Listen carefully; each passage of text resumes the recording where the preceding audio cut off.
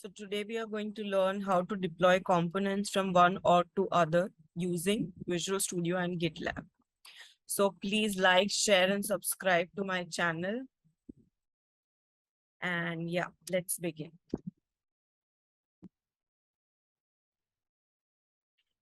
Before we start with our today's agenda, I would like to announce that it gives me immense pleasure to announce that I'm going to conduct Salesforce Development Crash Course, and it starts from 20th of August, and each session will be of 4 hours and it would be conducted on weekends.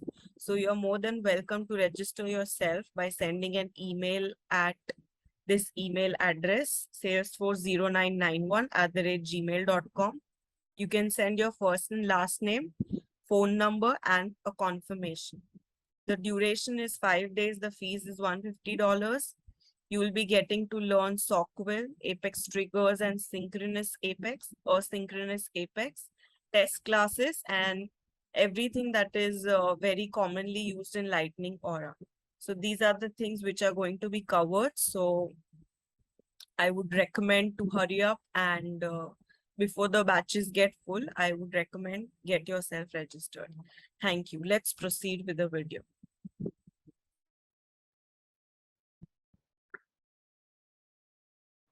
So to give a very brief overview of what happens in deployment using GitLab and Visual Studio is, let's say we have two environments or two sandboxes, Dev and QA.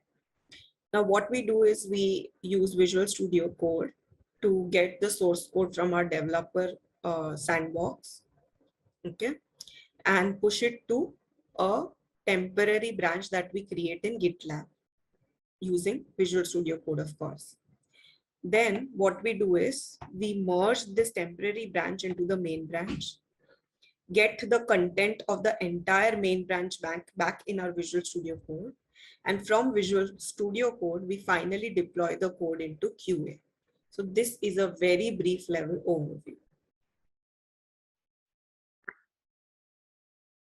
Now I'll try to explain what actually happens from the scratch.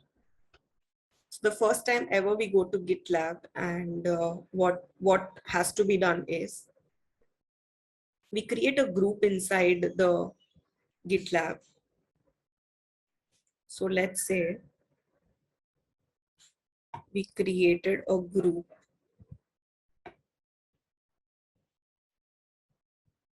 Within the group, we create a project.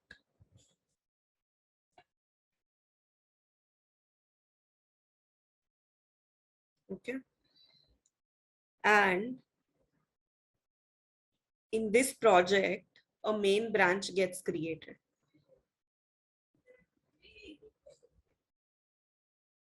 So let's say this is that main branch, and that is what gets created. Now, the next thing that we do is using Visual Studio Code, like first, of course, connect the Visual Studio Code with the GitLab. And how do we do that is there is always a clone repository button. The moment you click on the clone repository, it connects with your GitLab, of course, by providing credentials. And then what happens is you are cloning this repository that you have in your local system. So in Visual Studio Code 2,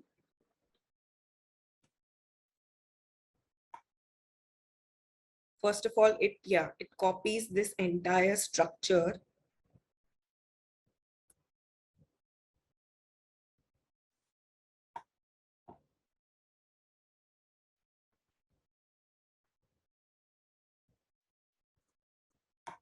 into your local system. Okay.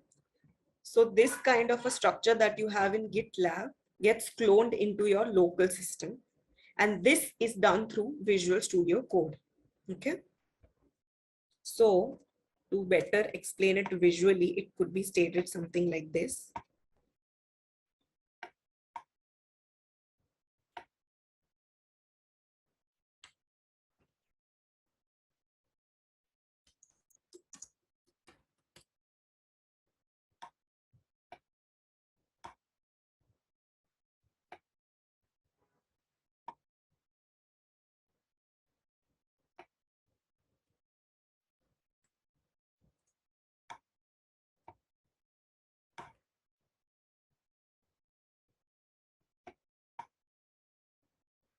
So this is what it looks like. Now in our Visual Studio Code, we have this entire structure that we had in GitLab. Let's suppose we had a, okay, let it be, I don't want to confuse. So yeah, this is how the structure gets created in the Visual Studio Code and in the local system. Now the next thing that we do is, when we are in the Visual Studio Code, we create a SFDC project. So let's say within this now, we create a SFDC project.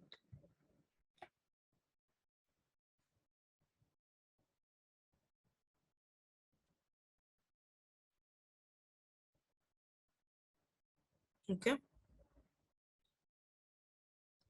So now when I create this SFDC project here, it gets created in our local system too. When I'm referring to local system, it means in my computer. Okay. So this is how we create a SFDC project. Now this project is completely blank. Now you'll have a structure like force app, and within that you'll have main and all that. But there is nothing really into it. So if we want to get something into it, first we need to connect this Visual Studio Code to one of the Salesforce org. So let's say in our Visual Studio Code,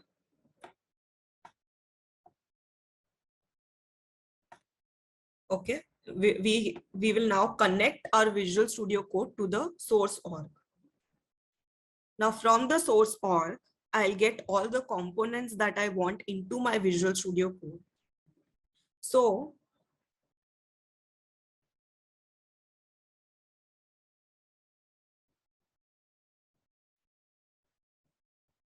so 1 minute.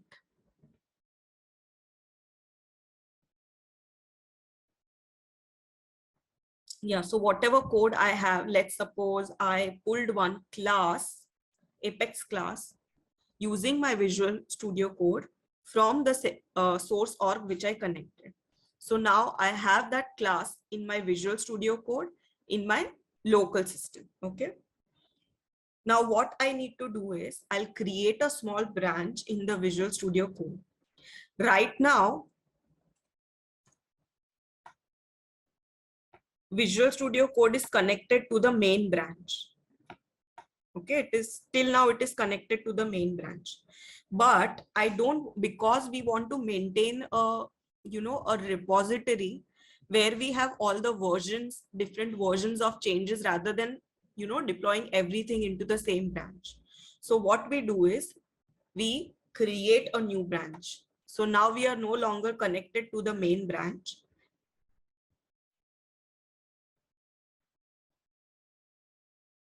We'll create a new branch.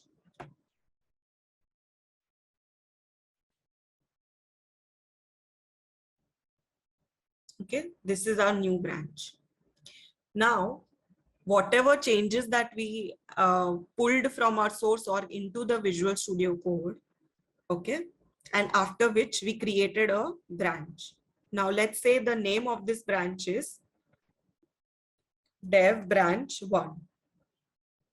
Okay, so now next step, what I'll do is these changes that I have in my, I have in my Visual Studio, I'm going to commit all those changes into this dev branch 1.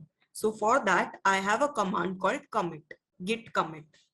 Because of that, whatever changes we have in our local system gets copied in this branch. Now, when I do a push, what happens is we are pushing this branch into GitLab. So that is the next step. Now, this is one deployment that we made. Now, let's say there is something more. Now, this time, I pulled an object from my source org. So what am I going to do is I'm going to create one more branch. Its name would be, let's say, dev branch 2 in my Visual Studio Code. Now, whatever object that I pulled from my source org, I committed it in the dev branch 2. Now, again, I'll push this dev branch 2 into my GitLab. So for pushing this branch or for creating this branch in GitLab, we have a command called git push. Because of git push, whatever branch that I had created in the Visual Studio Code goes and gets created in GitLab. Now the next step is what I'll do right now.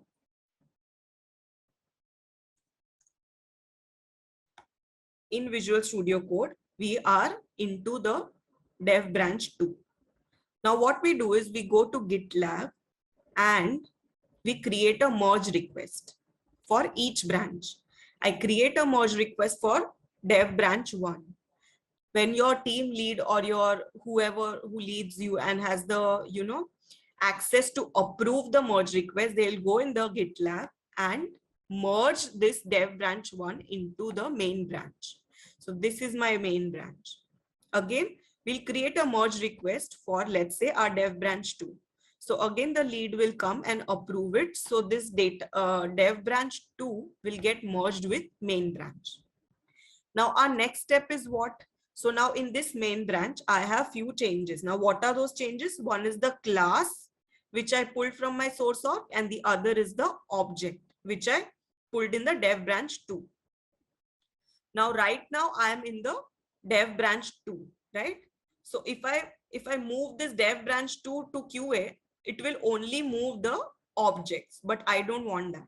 So what am I going to do is I'll disconnect from the dev branch 2 in the Visual Studio Code, and I'll rather connect to the main branch. So let's suppose now in our Visual Studio Code,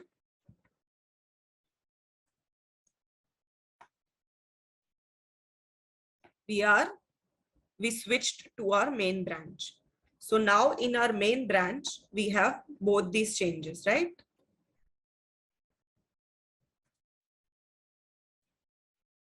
One class and one object. That is what is stored in the main branch. And now we are connected to main branch in the Visual Studio Code. Now what am I going to do is now I'll disconnect from the source org and I'll rather connect myself to target org. So now we are connected to the target org from our Visual Studio Code. Now in Visual Studio Code, we have a command to deploy the code into the target org. Now this time, because we are connected to the main branch, what will happen is everything which is present in the main branch gets deployed to the QA. So this is the overall changes that happens. And by the way, whatever changes you have over here, right? Dev branch 1 and 2. Like whenever you make those changes in the Visual Studio Code, they get copied in the local system also. So whichever folder you have, this one, right? SFDC project, whichever you created, that same folder gets created over here, and whatever changes you make over here are always stored in your local system as well. So this is a very brief overview of what happens, and we are actually going to do one deployment to understand it better.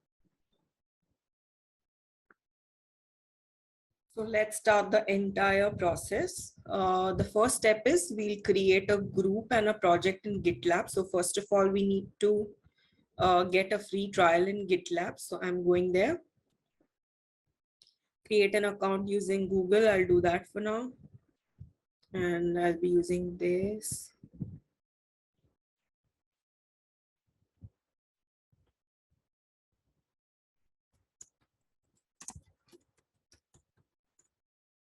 Okay.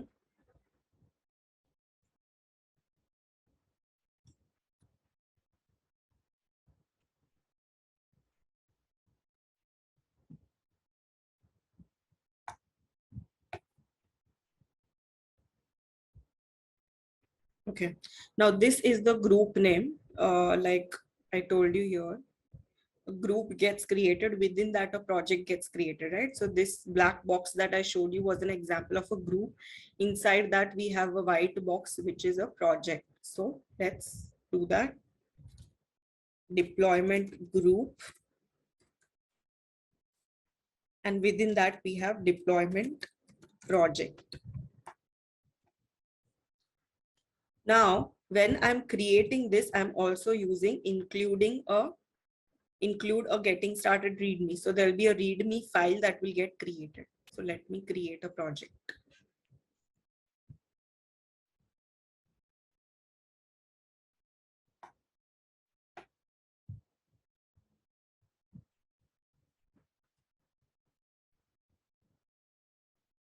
So here we have now the Git lab credentials created.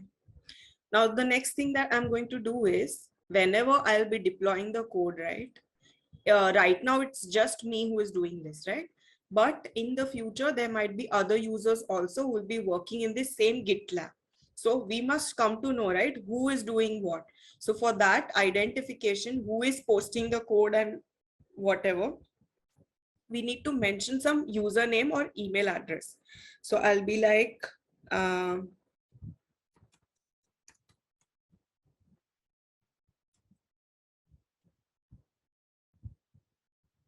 okay.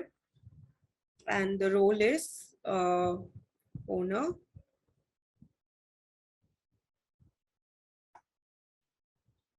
I think it was for that. Or no. Okay, I'm sorry. You can ignore that. Okay, so here now we are in our GitLab. Okay, here you can see that it is deployment project. So we are within the deployment project right now. And right now in my repository, if I click on branches, like I told you guys, that main branch gets created automatically. So to rewind what we did, I told you, right, the moment you create the repository in GitLab, a main branch gets created automatically. So this is that main branch which got created automatically. Now the next step is cloning this repository into our local machine using Visual Studio Code. So we'll do that. Now, like we saw, we completed the first step, which was creating our credentials in GitLab and creating a repository in it. Now, this repository that we have in the GitLab, we need to get it into a local system. So for that, we are going to do clone repository. Okay. So let's go to the Visual Studio. The moment I go to the Visual Studio, I see this clone repository button. So I click on that and okay, let me drag this down so that you can see this. So it shows clone from GitHub, right? So I closed that, but anyhow, let me open it.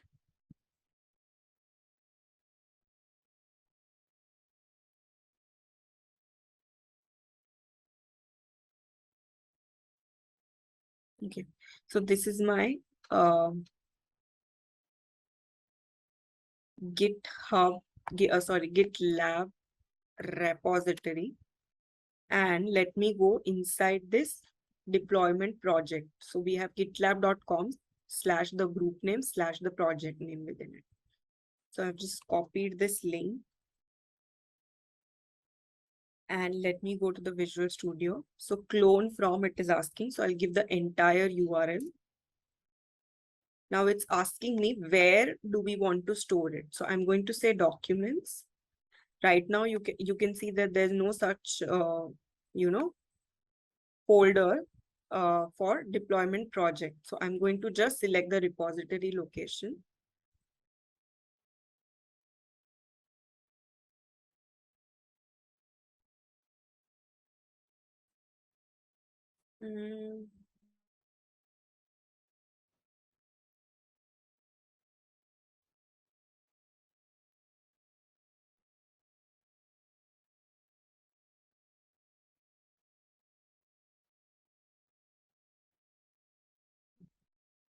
Okay, I need to figure out what is going wrong.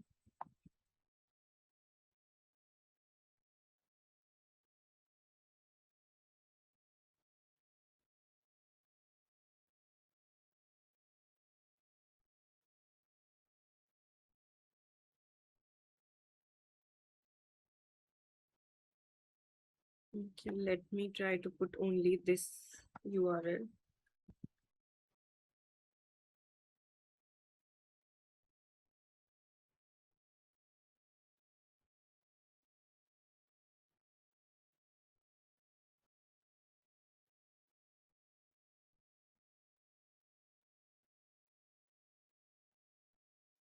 Mm-mm.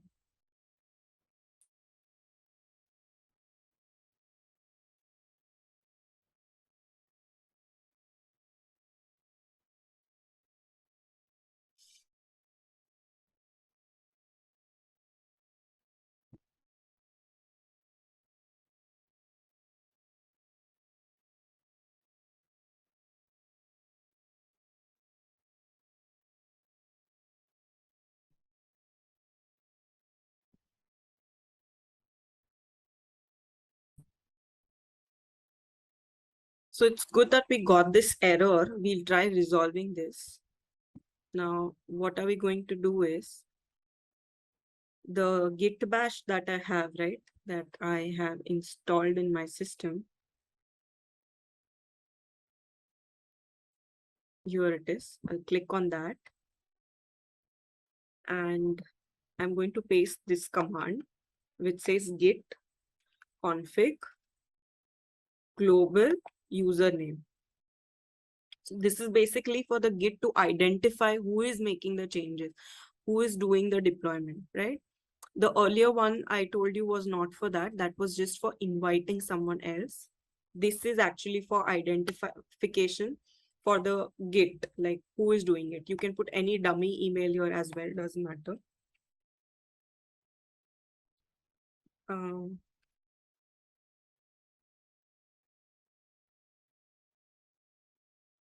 okay, we'll do enter.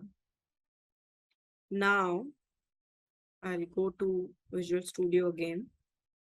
First, I'll go and copy the address till here, URL till here, clone repository. This is something I'm trying, even I don't know if it will work or not. Documents, and yeah, I hope it works.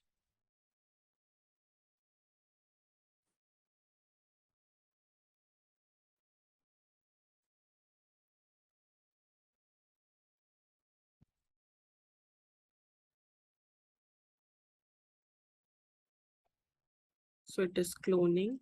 Let's see what happens.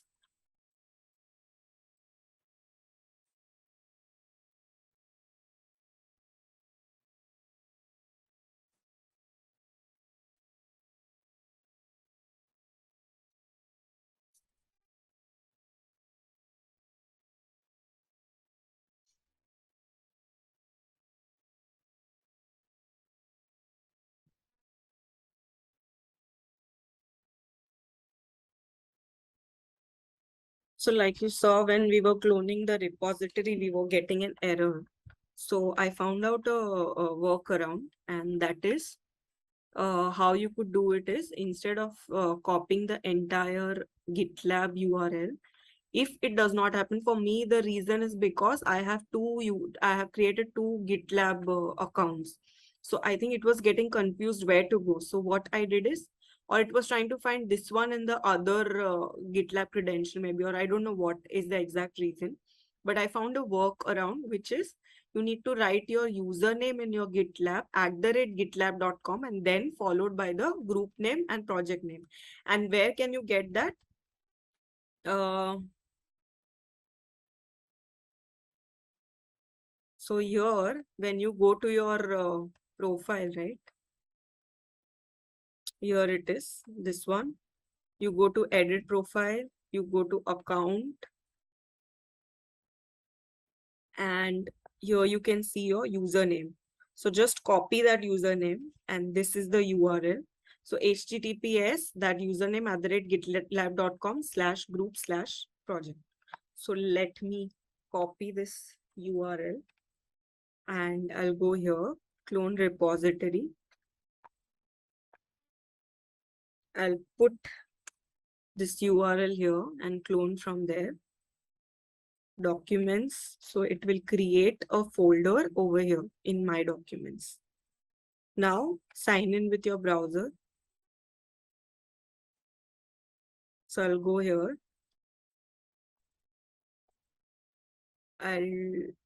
Took me here. I'll do this. It will ask to authorize. So I'll just do authorize over here. Authentication successful. Okay. So going back here,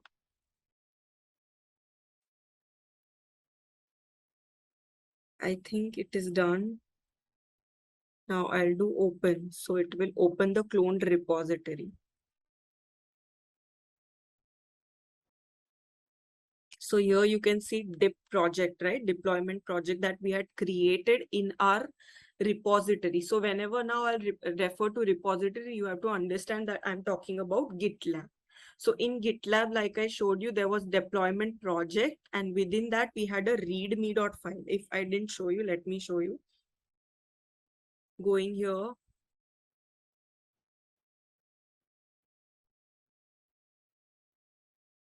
This is the deployment project. And within that, we have a readme.md file. So same structure got created here. Now also let me show you in my documents. I come here and see here we have that deployment project which got created. Let me go inside and we have this readme file, correct? So that's how our second step got completed. So we have cloned this repository that we had in GitLab into our local machine. Let's go to the next step. Now you have to notice one thing, that when I open my Visual Studio, and because I've cloned the repository, you can see that we are connected to the main branch, right? So right now it is something like this. This is our Visual Studio code and it is connected to the main branch. Right now it is not linked to any Salesforce org, right? Now the next step, which is we have to create a SFDC project within this project folder. So this is that project folder within which we need to create a SFDC project. So let's do a command, open the command palette, Control Shift P, and we need to have SFDX create project with manifest. Okay, so I'll click on that.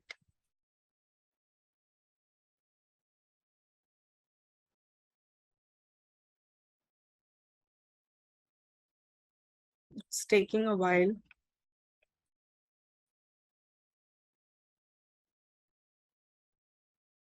So I'll select standard and project name would be SFDC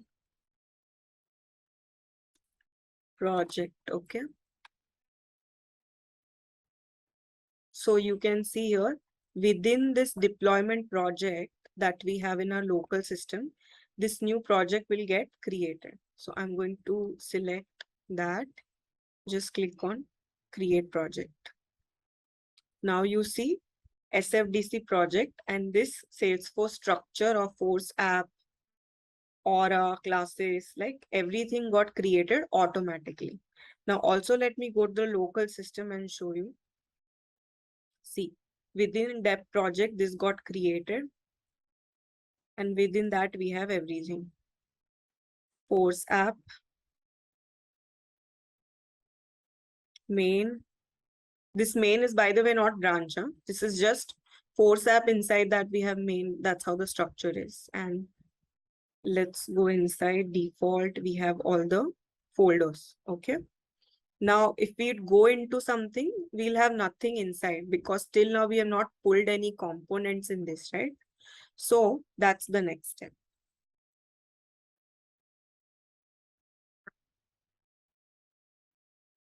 So before we go any further, I had forgot to add this step, the SFDC project that we created in our Visual Studio, right?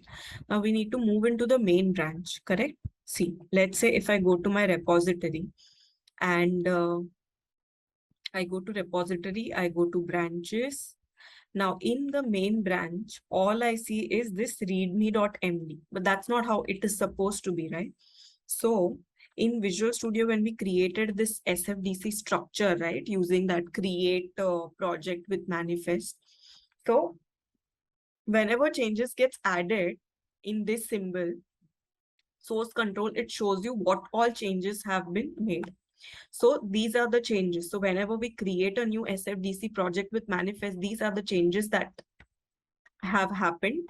When we say changes, it means that it is present in your local system, but it is not present in the repository. So that is why it's showing those 19 changes here. And right now, as you see, we are connected to the main branch. I'm going to commit this entire structure into my main branch. So I would say initial commit, and I'm doing that commit. Okay. So let me click on the commit button. So it is saying state changes. Now, what do we mean by state changes? Only those changes which are staged gets moved to or gets committed. So there are two ways to do this. Either you go here and first you yeah, you click on this plus and all the changes that you want get staged, like all of them. But if you want to individually stage some of them, you can click on plus button, and whatever is in the stage, let's say I click plus. Now if I do commit, right, only this will get committed because that's the only thing which is staged. So unstage, let me stage everything. Okay. And then I would say initial commit and commit. So now everything which is there, which was there in the stage changes, will get moved. Now I have committed it. Now the next thing is push. Now all this that we are doing, we are directly committing and pushing it in the main branch because that is what our Visual Studio is connected to. So now I'll go to the terminal and I'll say git push.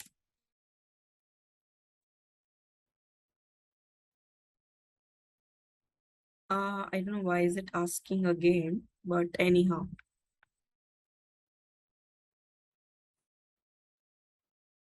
I think it did. It pushed the changes. Let me go and check here.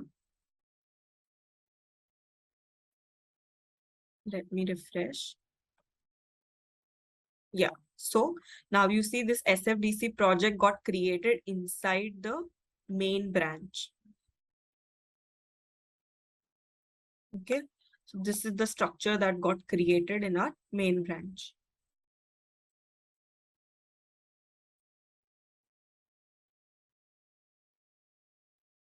Okay. So this is how our structure has got created in the main branch. So we could take this step as well. It's done. Now, the next thing that I told you was that we will connect to our source org, right? So this is what we need to do next.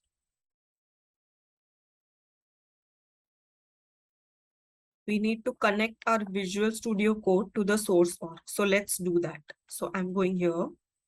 Right now we see no default org set. So I'll change that.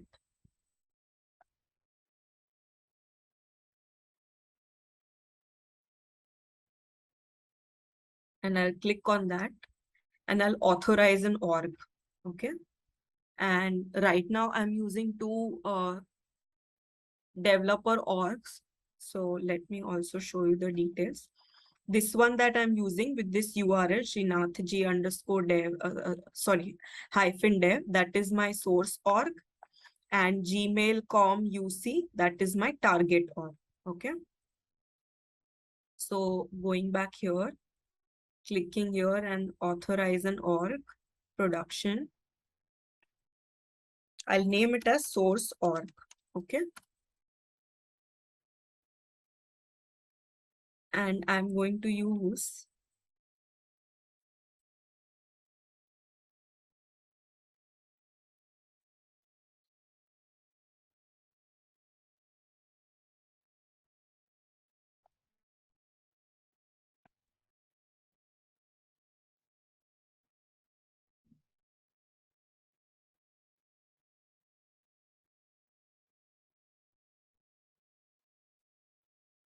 this is my username for the org. So let me go here, putting my username.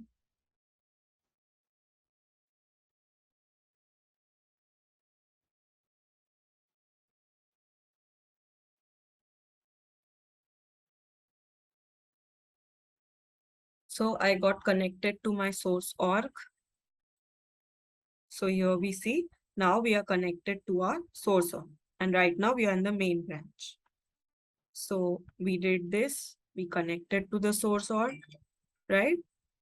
Now, either we can create a branch first or we can pull the components from source org first. So let me pull the components from source org, okay? Now, what all is going to get pulled is whatever we mention in the package, right, will get pulled. So let's say from in the first deployment that we are going to make, we are going to take a object. So let me go to my source org first. This is my source org, and there is this object called CO. Okay. So let's say I want this object to be pulled. So in my package, I'll go and I'll add this syntax in my package. First, let me check if there is any syntax for custom object. No, we don't have. So what am I going to do is, I don't want the other things, so I'll remove it. I just want to pull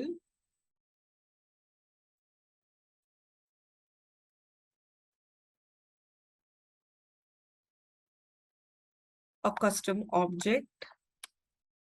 So that's it.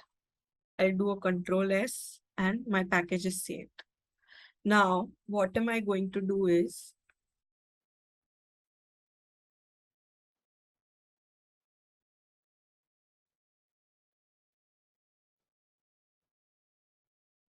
I retrieve the source.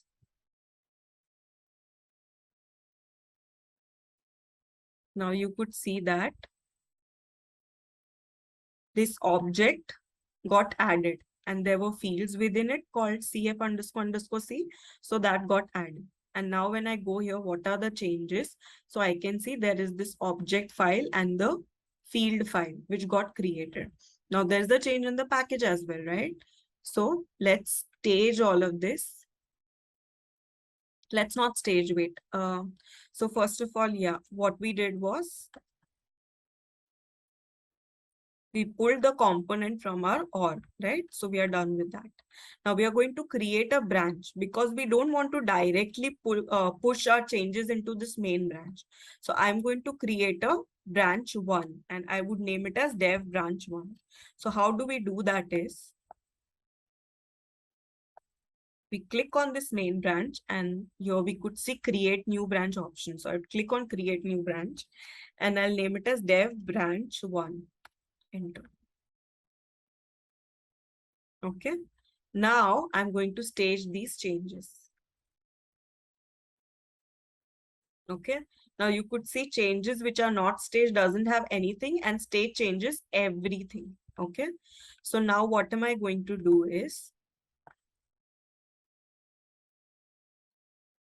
I'm going to commit it into the dev branch one. So object, right? So I'm going to say commit. Okay, now let me go here and show you that in our local too, you will see these changes.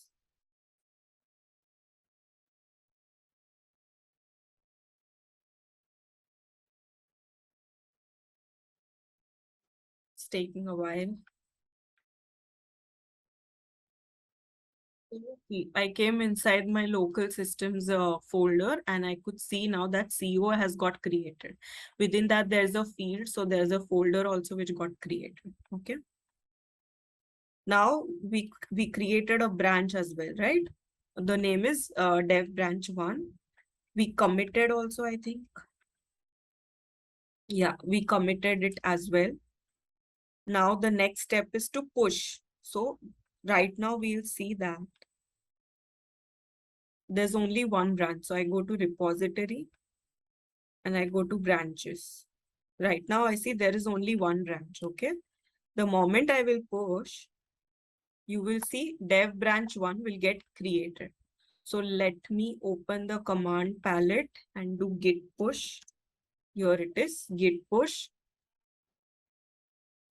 Yes. So we are going to publish this branch. So I would say, okay. I don't know why is it asking me every time. But yeah, anyhow.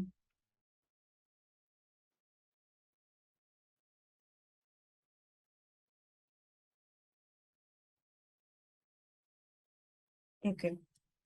So now you could see that we are connected to the dev branch 1. And I think the push has happened. So let me go here and refresh. Now you see there is a main branch and there is a dev branch 1. Correct? So we are done with this step as well. Now, let's say we are going to make one more change, okay?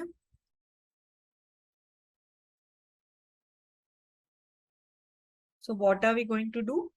If we want to make one more change, I think, let's suppose there was some other developer and he would make a new branch. So let's say we call it dev branch 2.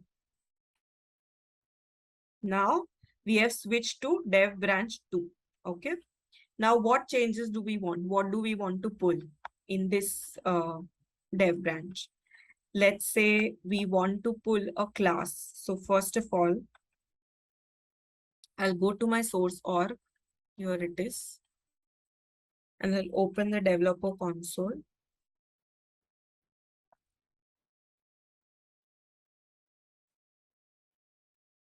And I'm creating a sample class.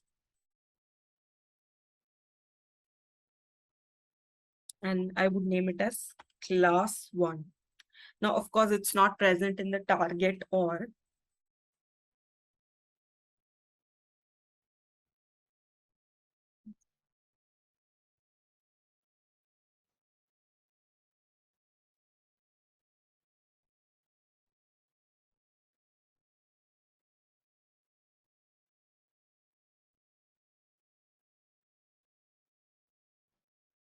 Okay. Just a simple class, just for the deployment purpose. And I'll copy this name. Okay, yeah, I've named it that way only.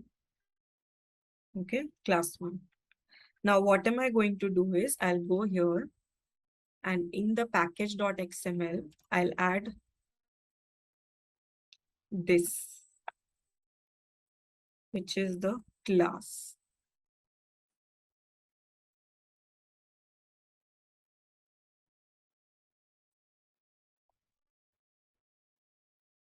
Okay.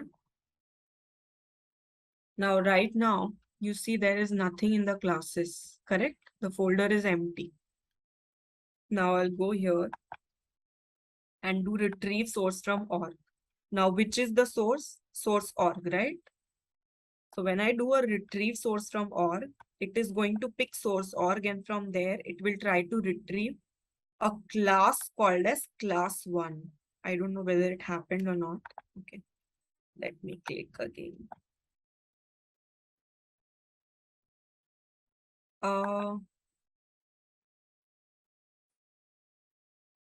Okay, now it happened. Yeah. So now you will see the classes has got highlighted and here in the changes, you see the class 1 got added, right? So let's stage it. And even if you don't want to stage from here also, when you will commit, right? You will find that option, commit of class. And when I do that, it will ask me, you want to stage? I'll say yes. So it will automatically stage this and commit it. So now all the changes that we made are committed to dev branch 2. Let's push this branch now. So in the command palette, I'll type git push. Yes.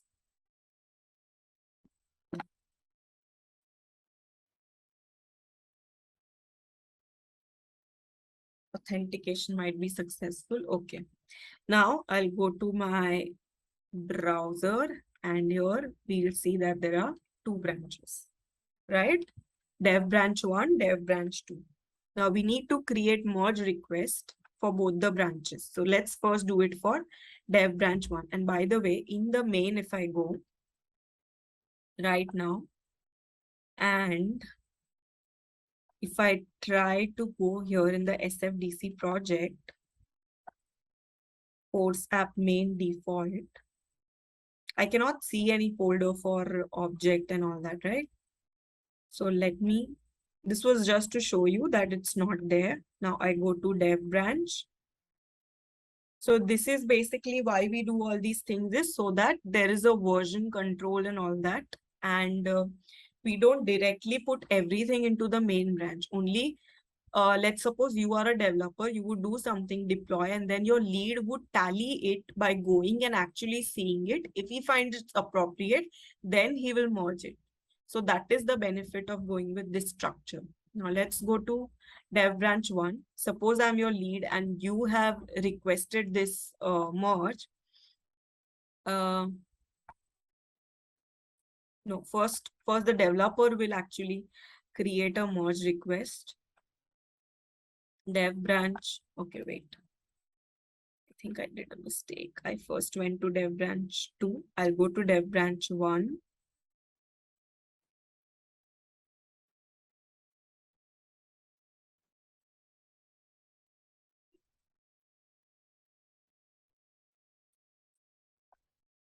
I'll go here. Here you see object, right?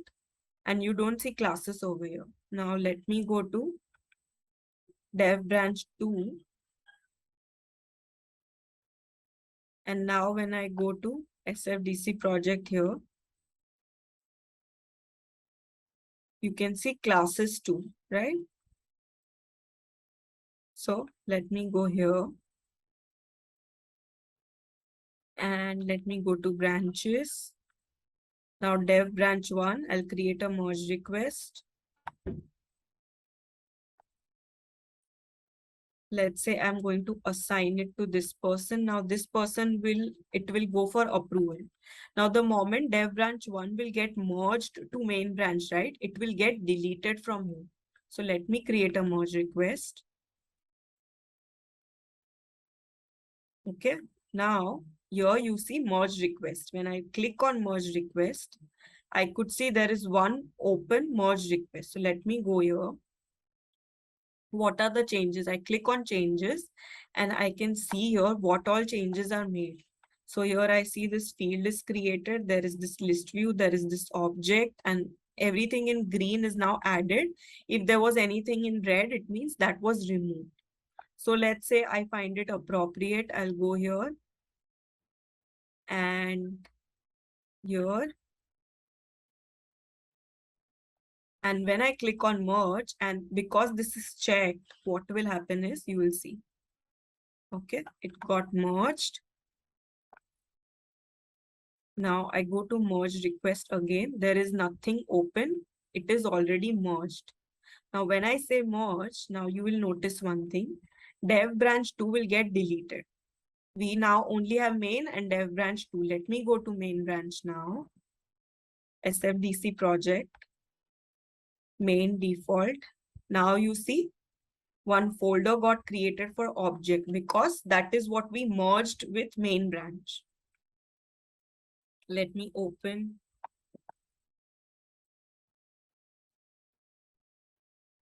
this, and now you see object and the field within it. Okay. Similarly, I'll go to the repository again, go to branch. Now let's say this was created by some other developer. This is just an example that I'm giving. So different developers create different branches, and then your lead comes and merges it with the main when he finds it appropriate. Needs to get it reviewed by somebody. So not everyone will have a permission to merge the branch. It is because I am the only user right now. I am able to merge it myself. Otherwise, it would only be the person having access who would be able to merge the branch. You can't do it yourself. So let's create a merge request.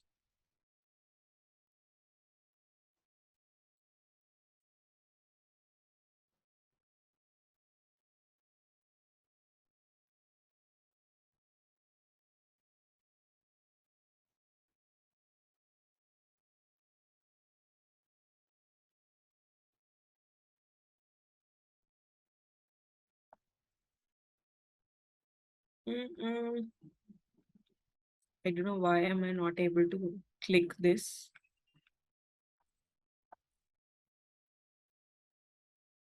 Okay. Now let me go to merge request. I'll go here, commit of class in change. They'll go and check what change is made. Okay, fine. If it looks all good, go into the merge request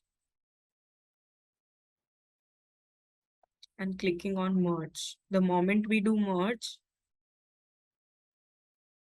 you will see both are merged now. Okay. And when I go to branch here now, all we could see is the main branch. Let's go in the main branch now, and you should see a folder for class as well, along with the object. See, earlier we didn't have classes, now we have classes as well.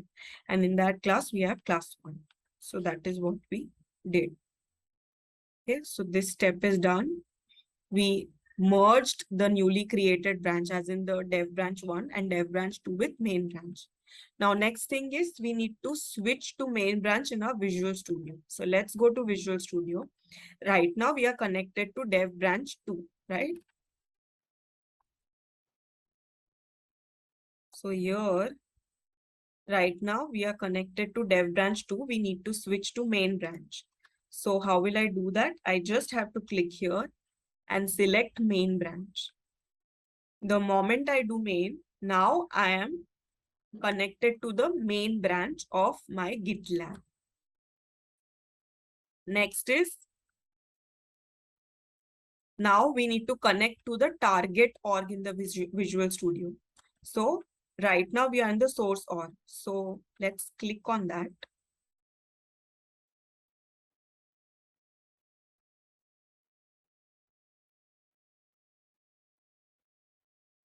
Authorize an org. Production. I'll name it as target org. And I'm going to use this.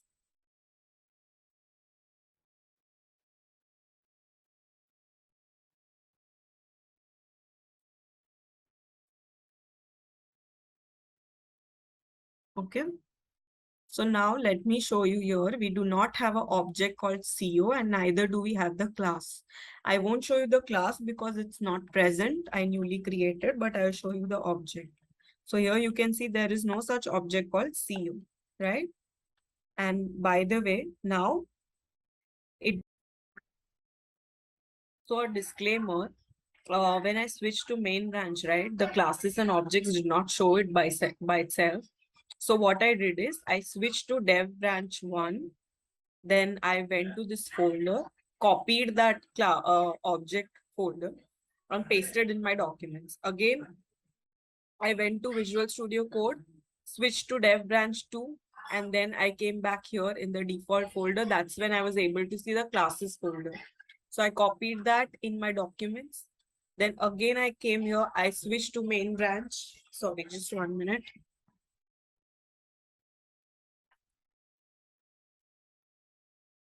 I switched to main branch. Then I went back here and I copy pasted the objects and classes folders, and that's how I'm able to see it now. Actually, it shouldn't be.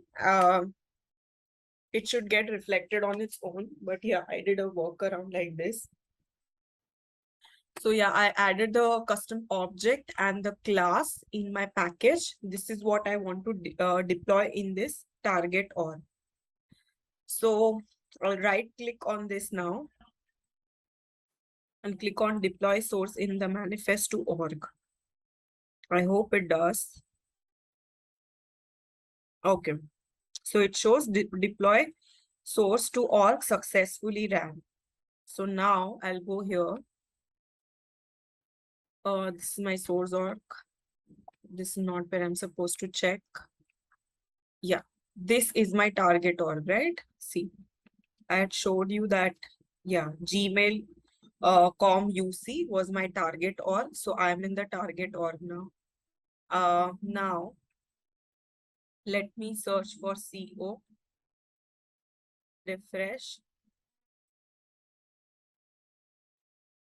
Now let me search for CO. So now you see that this object got created, right? Within that, we have a field also called CF, even that got created. Now let's go to home and Apex class. Let's also check if class 1 got generated or not.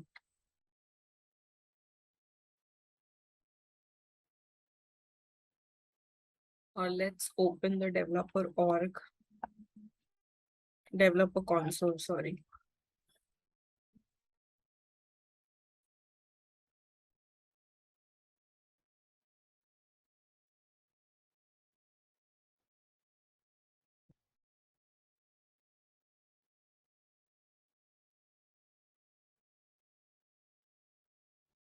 So here we have class 1, right? This is what we had created in our source one. So this is about the entire deployment. So we are able to finish it here. If this video helped, please like, share, and subscribe to my channel. Thank you. Stay tuned. Bye.